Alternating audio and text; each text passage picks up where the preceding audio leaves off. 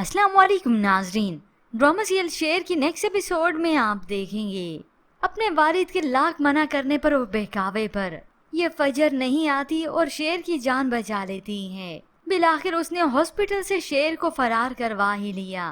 Planning के मुताबिक शेर फजर की गाड़ी की डिग्गी में आकर बैठ गया और वहीं पर फजर रवाना हो गई। किसी को मालूम भी नहीं होता क्योंकि फजर की गाड़ी को तो जाते हुए कैमरे भी देखते हैं और वो सिक्योरिटी गार्ड भी।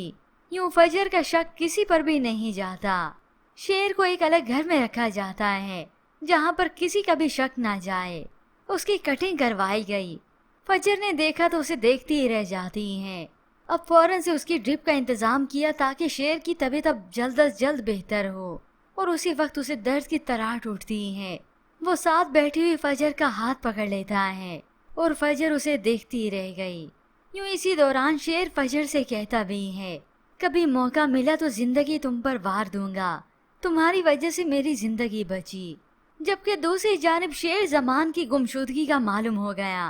कहीं भी वो नहीं मिलता। पूरे हॉस्पिटल में तलाश कर लिया मगर उसका कोई अता पता नहीं। अब बदर मियाँ को बताया गया तो वो भी परेशान हो गया। डॉक्टर अलग से परेशान है कि आखिर शेर गया कहाँ। अब जब बदर मियाँ ने ये इत्तला घर दी तो उसी वक्त शेर की वालदा भी एक्टिंग करती है परेशान होने की। मेरा शेर आखिर कहाँ चला गया, कहाँ गायब हो गया, ताकि बदर को जरा भी शक ना हो। इधर बदर अलग से डॉक्टर से मीटिंग करता है और उसे कहता है वो खुला और आजाद शेर है और तुम अच्छी तरह से जानते हो जख्मी शेर किस कदर नुकसानदेह होता है और खतरनाक भी। और डॉक्टर को हुक्म देता है कि जल्द अज जल्द उसे ढूंढो।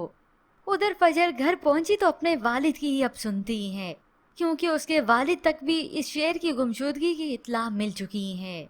दुश्मन जिस तरह शेर के गुम होने पर कांटों पे लौट रहे हैं ना, वो कांटे तो मेरे रास्ते के फूल बन गए। यूं वालिद अब बहुत खुश हैं कि शेर गुम हो गया और इन दुश्मनों को लग पता गया है।